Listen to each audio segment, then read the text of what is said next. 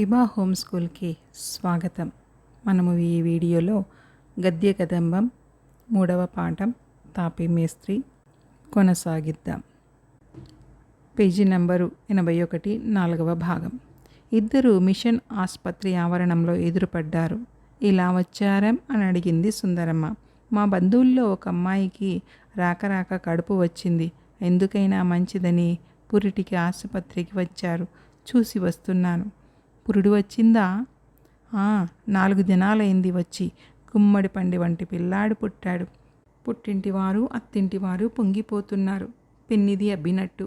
Page number 82. అబ్బరమా, అయితే అందరికీ అలాంటి పుట్టింటివారు దొరకవద్దు. అదేమిటండి, కూతురు బాగు చూసి ఆనందించని పుట్టింటివారు ఉంటారా లోకంలో? అయ్యో, అడిగారు మా వెయ్యాలవారి సంగతి. అదేమిటంటే మా కోడలికి వెళ్ళంతా నీరు పట్టింది. అక్కడి డాక్టరు భయపెట్టాడు. తీసుకొచ్చి మా ఇంటి మీద పడేశాడు తండ్రి. పురుడు వచ్చిందా? ఇంకా లేదండి. తల్లి తండ్రి మాత్రం వచ్చి మా నెత్తిన కూర్చున్నారు. కోరి వింత వింత కూరలు పచ్చళ్ళు చేయించుకుంటూ. శాబాసు. కూతుర్ని కనిపెట్టుకొని తల్లి, గోదావరి రేవులు కనిపెట్టుకొని తండ్రి కూర్చుంటారు. ఎక్కడో పనికి మాలిన సంబంధం వచ్చి పడింది మాకు. చచ్చిపోతున్నాను వారిని కూర్చోబెట్టి మేపలేక. మీ అబ్బాయికి ఉద్యోగం ఇంకా దొరకలేదండి. ఏమిటేమిటో ఉన్నాయి. కానీ మా వాడు పెద్ద మనుష్యుల దగ్గరే కానీ అదైనా దర్జాగా కూర్చొని పురమాయింపులు చేసే పెద్ద గుమాస్తా పనే కానీ చేయడండి. 4 రాళ్ళు పైగా కూడా దొరుకుతూ ఉండాలి. అలాంటిది వచ్చినప్పుడే అని చూస్తున్నాడు. మాకలా సాగదండి మరి. మా అబ్బాయి ఏటికడ్డబడ్డాడు సుమండి. దినానికి 3 రూపాయలు తెస్తున్నాడిప్పుడు. ఎవరో పెద్ద రెడ్డి గారుట. పెద్ద కాంట్రాక్టులు చేస్తూ ఉంటారట. 4 లక్షలకు ఒప్పుకుని పెద్ద ఆసుపత్రి కట్టిస్తున్నారటిప్పుడు. జీతానికి రమ్మంటున్నారు వారు. పైన ఉండి పనులు పురమాయించటానికి నా నాయన్ని. ఇందులో ప్రశ్న, రత్తమ్మ ఆసుపత్రికి ఎందుకు వచ్చింది? రత్తమ్మ బంధువుల్లో ఒక ఆమెకు చాలా కాలానికి కడుపు వచ్చింది. ఎందుకైనా మంచిదని పురిటికి ఆసుపత్రికి తీసుకువచ్చారు. 4 రోజుల క్రితం ప్రసవించింది. మగపిల్లవాడు పుట్టాడు. వాళ్ళని చూసిపోదామని వచ్చింది రత్తమ్మ. సుందరమ్మ ఆసుపత్రికి ఎందుకు వచ్చింది? సుందరమ్మ కోడలికి వెళ్ళంతా నీరు పట్టింది. వాళ్ళ పుట్టింటి వాళ్ళు చూపించిన డాక్టరు పురుడు కష్టమని భయపెట్టాడు. ఉయ్యాలవారు ఇక్కడికి తీసుకొచ్చారు. ఆసుపత్రిలో చేర్చి ఇంజెక్షన్లు చేయిస్తున్నారు. అందుకని సుందరమ్మ కోడలి దగ్గర ఉండటానికి వచ్చింది. మరో ప్రశ్న, సుందరమ్మ తన కొడుక్కి ఎటువంటి సంబంధం వచ్చిందని బాధపడింది? లేక సుందరమ్మ కోడలికు పుట్టింటి వారి గురించి తనకు ఉన్న అభిప్రాయం ఏమిటి? సుందరమ్మ దృష్టిలో ఆమె వెయ్యాల వారు గతిలేని వాళ్ళు. ఏ ముచ్చట జరిపించరు. కూతుర్ని సరిగ్గా చూసుకోలేక అలా అయింది. ఇక్కడికి తీసుకొస్తే వాళ్లకు బరువు తగ్గుతుందని తీసుకొచ్చారు. ఆ వంకతో వాళ్ళు కూడా తన ఇంటి మీద పడి తింటున్నారు. ఒట్టి పనికి మాలిన సంబంధం అని సుందరమ్మ అభిప్రాయం. మరో ప్రశ్న, సుందరమ్మ అబ్బాయికి ఇంకా ఎందుకు ఉద్యోగం దొరకలేదు? సుందరమ్మ పెద్ద అబ్బాయికి ఇంకా ఉద్యోగం దొరకలేదు. దానికి ప్రధాన కారణం ఆ అబ్బాయి పెద్ద మనుషుల దగ్గరే చేస్తాడు. ఇలాంటి ఉద్యోగం కాకుండా దర్జాగా కూర్చుని పురమాయింపులు చేసే పెద్ద గుమాస్తాగిరినే చేస్తాడు. చిన్న ఉద్యోగాలు కాకుండా పెద్ద ఉద్యోగం చేస్తూ 4 రాళ్లతో పాటు పై సంపాదన కూడా ఉండాలి. అంటే అతనికి సర్దుబాటు లేదు సరికదా. రాజీ పట్టడం కూడా తెలియదు. అందుకే అతనికి ఉద్యోగం రావట్లేదు. మరో ప్రశ్న, రత్తమ్మ అబ్బాయి ఉద్యోగం ఎలా ఉంది? రత్తమ్మ అబ్బాయి వచ్చిన చిన్న ఉద్యోగాలు చేస్తూ అంచెలంచెలుగా జీవితంలో పైకి ఎదగాలని ఆకాంక్ష ఉన్న వ్యక్తి. అందుకే వచ్చిన ఏ చిన్న అవకాశమైనా వదులుకోలేదు. తాపీ మేస్త్రిగా మొదట జీవితం సాగించాడు. పెద్దరెడ్డి గారు కాంట్రాక్టు పనులు చేస్తూ ఉంటాడు. ఒక పెద్ద ఆసుపత్రిని 4 లక్షల కాంట్రాక్టుకు ఒప్పుకొని కట్టిస్తున్నారు. పెద్దరెడ్డి గారు రత్తమ్మ కొడుకును మంచి జీతానికి రమ్మని ఆహ్వానించాడు. పైన ఉండి పనులు చూడమని అనగా సూపర్వైజర్గా ఉద్యోగం చేయమన్నాడు. Page number 83. కూలీల మీద మేస్త్రీ పనా? ఏమిటో చెప్పాడు. ఆ పేరు జ్ఞాపకం లేదు. కానీ నువ్విలారా చిట్టి తల్లి. ఇది నా చిట్టి తల్లి. మీరు మార్కండేయ స్వామి గుడి దగ్గర కనపడ్డారు. ఆ వేళ మధ్యాహ్నం ఎండవేళ ఎవరో ఒక ఆవిడ 2 జతల గాజులు, గోవర్ధనం గొలుసు అమ్ముకుందిట బజార్లో. అప్పుడు అక్కడే ఉండిన మా అబ్బాయి 25 రూపాయల లాభం ఇచ్చి అవి కొనేశాడు. ఇదిగో ఆ గాజులు చెరిపించి దీనికి 2 గాజులు, మిగిలిన బంగారంతో చెవులకు దిద్దులు, లోలకులు, ముక్కుకి బేసరి, నిమ్మగుత్తి చేయించాడు. గొలుసు మెరుగు పెడుతున్నాడు పనివాడు. డబ్బంతా ఇప్పుడు కూలీలదేనండి. ఏం చేయించక? అదేం మీ చేతిని ఉంగరము, తక్కిన గాజులు జతలు 2 కనపడవేం? అలాంటివి చూస్తే ఆసుపత్రి వాళ్ళు డబ్బు దోచేస్తారు. అంచేత తీసి దాసి వచ్చాను. రాత్రి ఇక్కడ పడుకోవాలి కాబోలు పాపం. పాత బట్టలతో వచ్చారు. అవునండి. కోడలికి ఏమైనా సులువుగా ఉందా? ఏం ఉండక వారం దినాలకి సూది మందుకే 90 రూపాయలు అయినాయి. సులువుగానే తిరుగుతోంది. ఇవాళో రేపో పురుడు వస్తోందంటోంది దొరసాని. మరో ప్రశ్న. రత్తమ్మ కొడుకు తన తల్లికి చెల్లికి ఏ నగలు చేయించాడు? రత్తమ్మ కొడుకు తన తల్లికి 2 పేటల గోవర్ధనం గొలుసు, తన చెల్లికి 2 గాజులు, చెవులకు దిద్దులు, లోలకులు, ముక్కుకి బేసరి, నిమ్మగుత్తి చేయించాడు. Page number 84. మంచి ముహూర్తాన మీ అబ్బాయి కొమాళ్ళ తండ్రి కావాలి. మరి వెడతానండి. నడుస్తూ ఉండండి, నేను వస్తాను. స్థానము గగ్గయ్య వచ్చారుట సావిత్రి అనటానికి. ఇది తప్పితే మళ్ళీ ఎన్నాళ్ళకో గాని దొరకరు. రత్తమ్మ తెల్లబోయింది. చేసేది లేక చక్కాబోయింది. 5వ భాగము. ఇద్దరు జయా టాకీస్ పక్కన కలుసుకున్నారు. రత్తమ్మ తెల్లని మల్లి పంచ కట్టుకొని ఉంది. ఆమె మెడలో గోవర్ధనం గొలుసు, చేతులకి బంగారు గాజులు మిలమిలా మెరుస్తూ ఉన్నాయి. ఆమె కూతురు పువ్వుల పరికిణి, గళ్ళ ఫ్రాకు తొడుక్కొని ఉంది.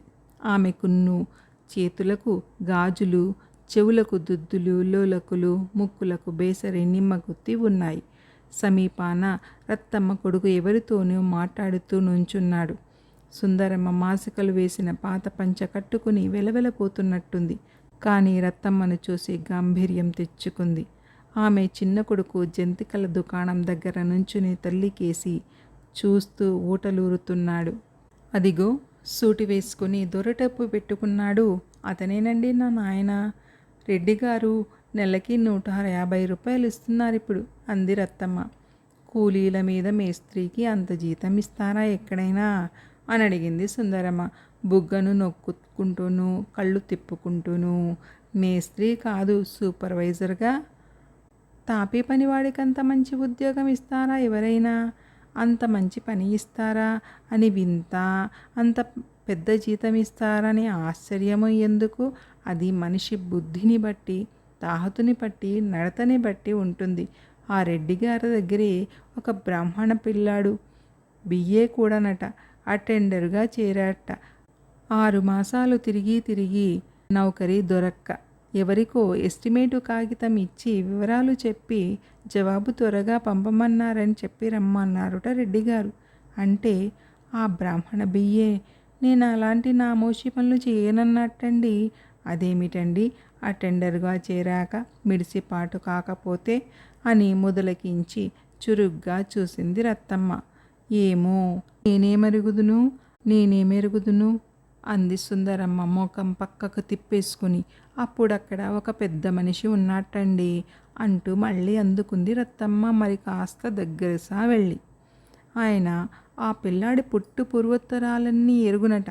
ఇంత చేస్తే ఆ అబ్బాయి తండ్రి ఒక వంట బ్రాహ్మణుటండి.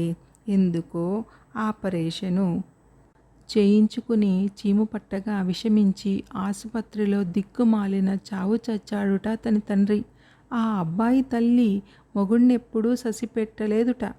సినిమా తారల్లాగా వేషాలు వేసుకుని షష్ఠి గడియలు ఊరమ్మట తిరుగుతూ ఉండేదిట ఆవిడ. ఒక మూల మొగుణ్ణి ఆసుపత్రిలో కిందికి దింపుతూ ఉండగా, మరో మూల ఆవిడ నాటకశాల దగ్గర టికెట్ కోసం స్వయంగా ఎగబాగుతోందిట. ఇదంతా ఏ కరువు పెట్టి ఎస్టిమేటు పట్టుకు వెళ్ళటం నీ బతుక్కి నామోషి అయిందా అని డెక్కారించాట ఆ పెద్ద మనిషి ఆ పిల్లాన్ని. దీనిమీద పెద్దరెడ్డి గారు నువ్విక మాకక్కర్లేదు దయచెయ్యి అని సాగనంపేశారట ఆ పిల్లాన్ని. బ్రాహ్మడైతే మాత్రం నీతి జాతి లేకపోయాక పూజిస్తారటండి లోకులు. సుందరమ్మకి మాట రాలేదు. కాలి బొటన వేలితో నేల మీద రాస్తూ ముఖం వంచేసుకుందామే. అప్పుడు సుతారంగా తల పంకించుకొని, రత్తమ్మ, ఆ వేళ మనం ఆసుపత్రిలో కలుసుకున్నాము అంటూ మళ్ళీ అందుకుంది. ఇందులో ప్రశ్న, సుందరమ్మ కొడుకు తన ఉద్యోగాన్ని ఎలా పోగొట్టుకున్నాడు? సుందరమ్మ కొడుకు తన తాహతుకు తగిన ఉద్యోగం కోసం 6 మాసాలు తిరిగాడు. ఎక్కడా ఉద్యోగం దొరకలేదు. చివరికి ఒక రెడ్డిగారి దగ్గర అటెండర్గా చేరాడు. ఒకసారి రెడ్డిగారు ఒక ఎస్టిమేటు కాగితం ఇచ్చి వివరాలు చెప్పి జవాబు తొందరగా పంపమన్నారని చెప్పి రమ్మని సుందరమ్మ కొడుక్కి చెప్పాడు. సుందరమ్మ కొడుకు అలాంటి నామోషీ పనులు చెయ్యనని చెప్పాడు. అందుకని రెడ్డిగారు కోపగించుకొని అతనిని పనిలోంచి తీసివేశారు. మరో ప్రశ్న, సుందరమ్మ భర్త ఎలా చనిపోయాడు? భర్త చనిపోతున్నప్పుడు సుందరమ్మ ఎక్కడుంది? సుందరమ్మ భర్త ఒక వంట బ్రాహ్మణుడు. ఆపరేషన్ చేయించుకోగా చీము పట్టి విషమించి దిక్కుమాలిన చావు చవి చూశాడు. సుందరమ్మ ఎప్పుడు సినిమా తారల్లాగా వేషాలు వేసుకుని ఊరంతా తిరిగేది. మొగుణ్ణి పట్టించుకునేది కాదు. భర్త మరణించినప్పుడు సుందరమ్మ నాటకశాల దగ్గర స్వయంగా టికెట్టు కోసం ఎగబాకుతోంది. ఇక మిగిలిన పాఠం. అక్కడి నుంచి నేను ఇంటికి వెళ్ళేటప్పటికి నా నాయన 2 జతల బంగారు గాజులు, ఒక రాళ్ల ఉంగరము కొనుక్కు వచ్చాడు. అంత క్రితమే ఎవరో ఒక ఆవిడ అమ్ముకుందిట అవి. మళ్ళీ 25 రూపాయలు లాభం ఇచ్చి అవన్నీ కొనేశాడు నా నాయన. పెళ్ళిలో నీ పెళ్ళానికి పెట్టుకుందువు గాని దాచుకో నాయనా అన్నాను నేను. కానీ ఎంత చెప్పినా నా మాట వినక, నేను నాన్న బదులు నీ బదులు నిన్నే సంతోషపెట్టాలి. నా పెళ్ళి నాటికి నేను మళ్ళీ సంపాదించుకోలేకపోను, నువ్వే పెట్టుకో అని గాజులు, గోవర్ధనం గొలుసు నేను పెట్టుకునేదాకా బలవంతం చేశాడు నా నాయన. ఇవిగో చూసారా? ఇలా అడుగుతూ ఒక చేత గొలుసు ఎత్తి పట్టుకొని గాజులు కనపడ్డానికి ఒక చెయ్యి ముందుకు చాపి మరీ దగ్గర వెళ్ళింది రత్తమ్మ. కానీ సుందరమ్మ కిక్కురు మనలేదు. రత్తమ్మకి చిరునవ్వు వచ్చింది. కానీ అది ఆపుకుని ఆమె, నేను నాయన మాట తీసేయలేకపోయానండి. ఉంగరం మాత్రం నా బలవంతాన అతనే పెట్టుకుంటున్నాడు సుమండి. మొలిచినట్టు సరిపోయింది అతని అనామిక కది. అతను సొంతంగా చేయించుకున్నట్టే అమరింది. మార్కండేయ స్వామి దయవల్ల మాకిక లోటు లేదు. నా నాయనకి 1116 వెండి చెంబు, వెండి కంచము, పట్టు తాపీలు ఇస్తామని, నాకు నా చిట్టి తల్లికి చెరో 116 తక్కిన లాంఛనాలు ఇస్తామని ఎవరో కాకినాడ కాలేజీలో ప్రొఫెసర్ట తన కూతుర్ని చేసుకోమంటూ నిన్ననే వచ్చాడు. ఏలూరు నుంచి ఆయన ఉండగానే రేపు పెళ్ళికొడుకు చూపులకు వస్తున్నామని గుమాస్తా చేత కబురు చేశారొక ప్లీడర్ గారు. తొందర ఎందుకని మేమింకా ఎవరికీ మాట ఇవ్వలేదు. 2 పిల్లలు రజస్వల అయిన వాళ్లేనట. బంగారు బొమ్మలు కూడానట. ఏలూరి పిల్ల బాగా పాడుతుందిట. కానీ కాకినాడ పిల్ల ఎలాంటి పురాణమో కూడా ఎంచక్కా చెబుతుందిట. నా నాయన పెళ్ళికి మీరు తప్పకుండా రావాలి సుమండి. ఏది నాయన, ఇలా రాబోయి, బాగుందేమో చూస్తారు. నీ ఉంగరం ఒక మాట సుందరమ్మ గారికి చూపించు. పాపం, మనమంటే ఎంతో ఆపేక్ష ఈవిడకు అంది కళ్ళు చికిలించుకుంటూ. సుందరమ్మ మొగం ఎత్తలేదు, ఇటైనా తిప్పలేదు, మాట్లాడలేదు, నుంచోనే లేదు. ఒక్క అంగలో వెళ్ళి చిన్న కొడుకు రెక్క పట్టుకొని ఒక్క గుంజు గుంజుంది ఆమె. ధుమధుమలాడుతూ వాణ్ణి బరబరా ఈడ్చుకుపోతూ రెండో అంగలో నాళంవారి సత్రం దాటేసింది. చిరునవ్వు నవ్వుకుంటూ తల పంకించుకుంటూ చూస్తూ ఊరుకుంది రత్తమ్మ.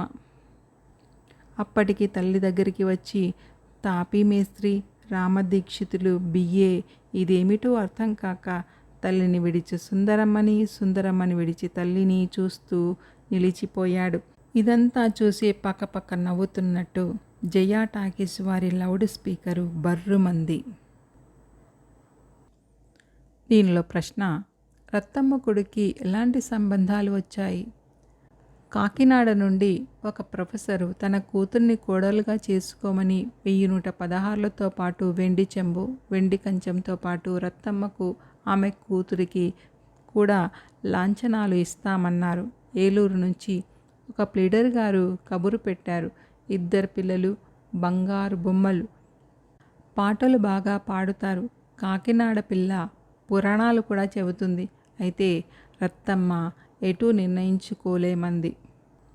మరో ప్రశ్న: స్థానము గగ్గయ్య అంటే ఎవరో తెల్పము. స్థానము అంటే పద్మశ్రీ స్థానం నరసింహారావు గారు. నాటక రంగస్థలంపై ఆయన మకుటం లేని మహారాజు. ముఖ్యంగా స్త్రీ పాత్రలు ధరించడంలో దిట్ట. వేమూరి గగ్గయ్య కూడా నాటక రంగంలో గొప్ప ప్రసిద్ధి పొందినవాడు. ముఖ్యంగా ఆయనకు పేరు తెచ్చింది శ్రీకృష్ణుని పాత్ర.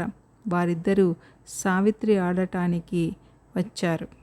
మరో ప్రశ్న: సుందరమ్మ నాటకాల, సినిమాల పిచ్చిని వివరించండి. సుందరమ్మకు నాటకాలన్నా సినిమాలన్నా విపరీతమైన పిచ్చి. ఇంట్లో వాళ్ళ సంగతి కూడా పట్టించుకోదు. భర్త ఆసుపత్రిలో చావు బతుకుల్లో ఉన్నప్పుడు ఆమె నాటకం దగ్గర ఉన్నది. కోడలు ఆసుపత్రిలో ఉంటే ఆమె స్థానము గగ్గయ్య సావిత్రి ఆడటానికి వచ్చారని వెళ్ళింది.